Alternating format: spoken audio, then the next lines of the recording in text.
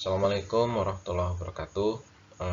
Untuk pertemuan kelima mata kuliah perencanaan pembelajaran matematika, di sini saya akan membahas tentang kalender pendidikan. Saya jelaskan secara teori terlebih dahulu, kemudian teknis proyeknya itu seperti apa, dan contoh kalender pendidikan yang harus kalian kalian kembangkan gitu ya. Oke, kita mulai dari pengertiannya terlebih dahulu. Untuk kalender pendidikan itu sendiri adalah kurikulum satuan pendidikan pada setiap jenis dan jenjang itu diselenggarakan dengan mengikuti kalender pendidikan pada setiap tahun ajaran. Maka dari itu sekolah itu wajib untuk membuat kalender pendidikan gitu ya. Kalender pendidikan, penyusun kalender pendidikan selama 1 tahun mengacu pada efisiensi, efektivitas, dan hak-hak peserta didik. Jadi kalender pendidikan itu harus dibuat dalam 1 tahun. Kemudian kalender pendidikan itu sendiri adalah pengaturan waktu untuk kegiatan pembelajaran peserta didik selama 1 tahun ajaran yang mencakup permulaan tahun pelajaran, minggu efektif belajar, waktu pembelajaran efektif, dan hari libur. Nah, jadi di kalender pendidikan nanti harus tertera minggu efektifnya belajar itu kapan, kemudian waktu pembelajaran efektif itu kapan, kemudian hari liburnya itu kapan. Jadi harus ada tanda-tanda keterangannya di situ. Kemudian kalender pendidikan itu sebagai sarana untuk menjadwalkan segala program yang ingin dicapai dalam proses pembelajaran. Nah, jadi acuan pertama untuk perencanaan pembelajaran itu adalah kalender pendidikan. Ini yang paling utama gitu ya. Oke. Kemudian fungsi kalender pendidikan sendiri itu untuk apa? Jadi yang pertama, mendorong efektivitas dan efisiensi proses pembelajaran. Ketika sudah terencana selama 1 tahun ajaran, maka pembelajarannya itu diharapkan akan lebih efektif dan efisien. Kemudian yang ke B, menyerasikan ketentuan mengenai hari efektif dan hari libur sekolah. Jadi harus ketika kalender pendidikan itu sudah dibuat oleh pusat gitu ya, maka harus disesuaikan lagi dengan kondisi yang ada di sekolah.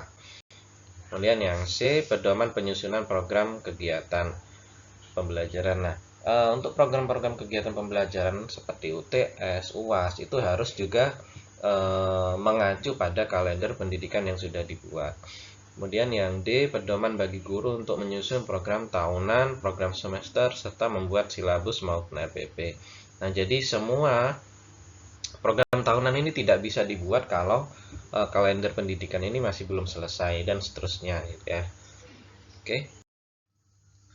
Kemudian komponen kalender pendidikan itu ada apa saja? Jadi permulaan tahun pelajaran adalah waktu dimulainya kegiatan pembelajaran pada awal tahun pelajaran pada setiap satuan pendidikan, meliputi apa saja.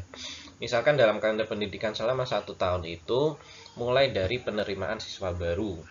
Nah, itu ada berapa hari gitu kan, pengenalan mahasiswa baru itu. Nah, kegiatan hari pertama masuk sekolah. Nah, itu kan tidak langsung ke dalam langsung pembelajaran gitu. Kemudian kegiatan belajar mengajarnya, proses belajar mengajarnya, kemudian ada ulangan semester, ada ulangan akhir sekolah, kemudian pembagian rapot gitu ya, dan penyerahan surat tanda kelulusan gitu. Nah, kemudian yang komponen yang kedua, minggu efektif belajar. Itu adalah jumlah minggu kegiatan pembelajaran untuk setiap tahun pelajaran pada setiap satuan pendidikan. Nah, ini berkisar antara sekitar 34 sampai 38 minggu. Itu minggu efektif belajar ya. Kemudian waktu pembelajaran efektif itu apa? Adalah jumlah jam pembelajaran setiap minggunya sesuai dengan jumlah mata pelajarannya gitu ya. Nah, kalau untuk sekolah antara jenjang sekolah dasar sampai sekolah menengah itu antara sekitar 32 sampai 36 jam setiap minggunya gitu. Nah, itu harus dibedakan antara minggu efektif belajar kemudian waktu pembelajaran efektif. Ini sangat berbeda. Kemudian waktu libur. Nah, waktu libur untuk di kalender pendidikan itu kan tidak semuanya nanti ini ya apa namanya, eh, jadi harus diberi tanda gitu. Ini waktunya libur.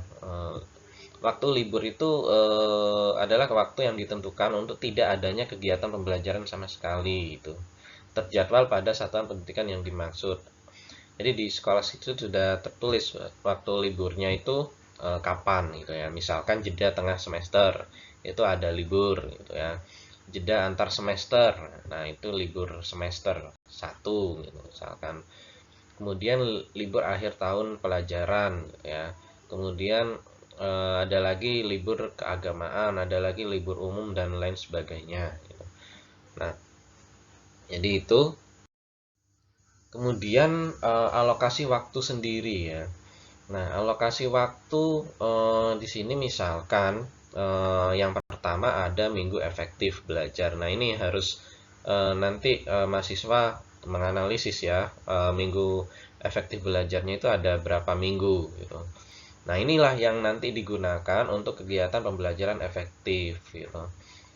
Kemudian ada jeda. Jeda tengah semester ini harus diberi maksimum 2 minggu gitu. Ya, 1 minggunya untuk setiap semester. Kemudian jeda antar semester. Ini maksimumnya 2 minggu. Jadi antara semester 1 dan semester 2 gitu. Kemudian ada libur akhir tahun pelajaran. Ini maksimum 3 minggu digunakan untuk menyiapkan kegiatan dan antisipasi akhir dan awal tahun pelajaran seperti kita merencanakan pembelajaran ini waktunya diberi waktu 3 minggu gitu ya ketika ada di sekolah. Kemudian hari libur keagamaan ini khusus yang memerlukan libur keagamaan lebih panjang dapat mengatur sendiri tanpa mengurangi jumlah efektif belajar dan waktu pembelajarannya ini sekitar 2 sampai 4 minggu. Kemudian yang berikutnya hari libur umum dan nasional gitu ya. Nah, ini disesuaikan dengan peraturan pemerintah. Ini hari liburnya dan cuti bersamanya itu kapan? Kemudian yang berikutnya adalah hari libur khusus gitu. Nah, ini disesuaikan dengan satuan pendidikannya. Makanya nanti ketika membuat kalender pendidikan itu harus disesuaikan dengan kondisi satuan pendidikan atau sekolahnya masing-masing gitu ya. Dan ini hanya maksimum 1 minggu. Kemudian ada lagi kegiatan khusus sekolah atau madrasah. Ini maksimum 3 minggu. Ini juga program-program yang dilaksanakan oleh satuan pendidikan tersebut ya, tanpa mengurangi jumlah efektif belajar dan waktu pembelajaran efektif. Jadi itu tolong diperhatikan untuk kegiatan-kegiatan sekolah. Kemudian penetapan kalender pendidikan. Yang pertama permulaan tahun pelajaran adalah di bulan Juli gitu ya setiap tahunnya dan berakhir di bulan Juni untuk tahun berikutnya. Makanya tahun pelajaran itu atau tahun ajaran itu dibuat tahun misalkan untuk sekarang itu tahun 2020 sampai 2021. Jadi di situ maksudnya adalah dimulai misalkan bulan Juli 2020 kemudian berakhir bulan Juni 2021 itu adalah 1 tahun pelajaran gitu. Kemudian hari libur sekolah ditetapkan berdasarkan keputusan Menteri Nasional atau Menteri Agama yang terkait dengan hari raya keagamaan maupun sesuai dengan kepala daerahnya, kabupaten atau kota. Nah, makanya nanti ini disesuaikan dengan kabupaten dan kotanya masing-masing ya. Karena tidak akan sama misalkan Provinsi Jawa Timur dengan Provinsi Bali. Nah, ini kan libur khususnya ini kan berbeda sesuai dengan daerahnya masing-masing. Kemudian yang ketiga, pemerintah pusat dapat menetapkan hari libur serentak untuk satuan pendidikan. Kalender pendidikan untuk satuan pendidikan disusun oleh masing-masing satuan pendidikan berdasarkan alokasi waktu dan dokumen standar isi dengan memperhatikan ketentuan dari pemerintah pusat ataupun pemerintah daerah. Oke. Kemudian cara penyusunan kalender pendidikan. Nah, melihat kalender pendidikan nasional yang telah dikeluarkan oleh pemerintah sebagai acuannya untuk menentukan kalender pendidikan pada masing-masing satuan pendidikan. Nah, jadi maksudnya kalender pendidikan secara nasional itu sudah dibuat atau dikeluarkan oleh pemerintah. Cuman masih belum sesuai dengan kondisi yang diinginkan oleh sekolah. Nah, maka nanti tugas kalian adalah merevisi kalender pendidikan yang dikeluarkan oleh pemerintah itu untuk dibuat di suatu sekolah gitu ya. Nah, sesuai dengan kelompoknya masing-masing. Kalau misalkan di SD itu seperti apa, di SMP dan SMA itu seperti apa gitu ya. Kemudian menentukan minggu efektif, libur tengah semester, libur antar semester, serta libur akhir tahun dengan acuan jumlah yang telah ditetapkan. Nah, ini maksudnya yang masih belum dibuat oleh pemerintah. Libur tengah semester masih belum ada. Kemudian libur semester, kemudian kapan semesterannya, kemudian kapan dia UTS-nya dan lain sebagainya itu belum dibuat oleh pemerintah itu sendiri. Oke. Kemudian menyesuaikan kalender dengan hari-hari libur umum maupun agama. Jadi ketika sudah ditetapkan cuti bersamanya kapan, kemudian hari libur keagamaannya itu kapan, dan hari-hari libur umum lainnya itu harus disesuaikan ya dengan penetapan pemerintah tentang cuti bersama. Nanti tolong dicek lagi, itu ada revisi cuti bersama gitu ya. Itu harus mengikuti kalender pendidikan itu. Kemudian menentukan periode efektif pembelajaran dengan mempertimbangkan hari-hari yang akan tersisa untuk kegiatan pengembangan diri ataupun ekstrakurikuler. Jadi ketika pembelajaran efektif itu sudah dibuat ada berapa hari belajar efektif, maka dipertimbangkan juga untuk hari-hari kegiatan untuk pengembangan diri. Jadi tidak nanti tinggal direvisi aja kalender pendidikannya. Kemudian menentukan bobot dan alokasi hari-hari pembelajaran efektif gitu ya, dengan hari efektif fakultatif. Misalkan hari-hari pembelajaran di bulan Ramadan. Nah, itu kan itu disebut dengan efektif fakultatif. Pembelajarannya harinya disebut hari efektif, tapi tidak full ya. Jadi makanya disebut hari efektif fakultatif. Kemudian serta hari libur fakultatif, misalkan libur awal puasa ataupun libur hari raya gitu ya. Nah, ini yang harus nanti dicatat di kalender pendidikan untuk satuan pendidikan. Merekap kalender pendidikan selama 1 tahun penuh dan dapat pula ditambah kalender pendidikan per semester per bulan dengan rapi yang telah diteliti oleh tim perumus kalender pendidikan. Oke. Nah, makanya nanti di sekolah itu ada tim yang nanti diketuai biasanya oleh kurikulum ya, untuk membuat kalender pendidikan.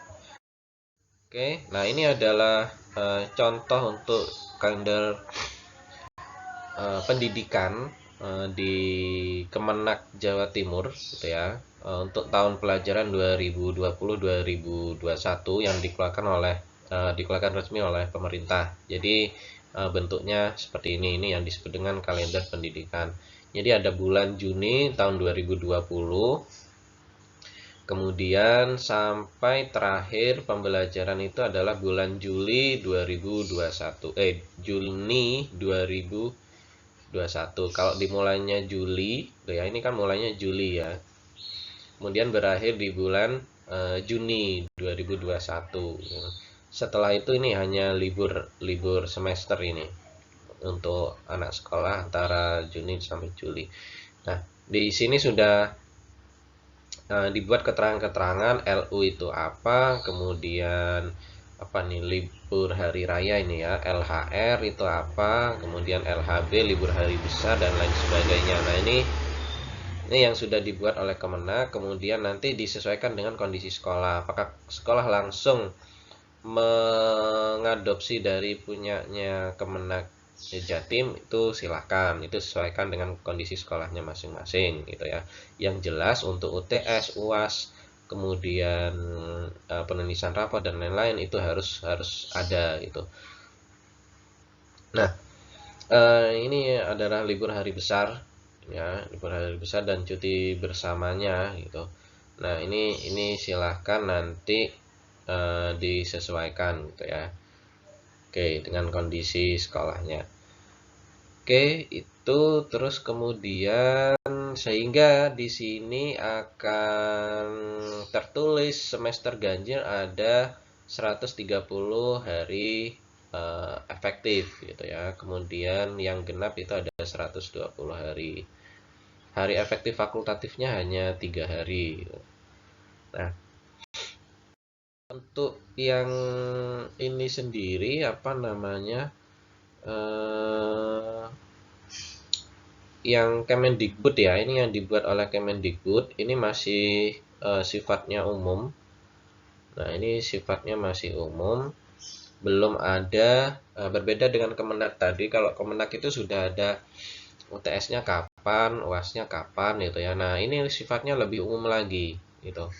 Padahal di sini sudah digunakan untuk Provinsi Jawa Timur gitu. Nah, ini silakan nanti direvisi, maksudnya disesuaikan dengan kondisi yang ada di sekolahnya gitu. Nah, oke. Kemudian kalender pendidikan itu ada dua ya. Ada yang bentuknya seperti ini dan yang nah ini yang nah ini maksudnya yang apa namanya? Yang bentuknya per bulan gitu. Nah, ini tolong kedua-duanya nanti direvisi dalam bentuk kalender yang per bulan, kemudian untuk kalender dan dijadikan satu dalam 1 tahun itu. Jadi tugas mahasiswa minggu ini adalah merevisi kalender pendidikan yang sudah dibuat pemerintah untuk disesuaikan dengan kondisi yang ada di sekolahnya masing-masing. Saya kira itu dari saya. Terima kasih. Assalamualaikum warahmatullahi wabarakatuh.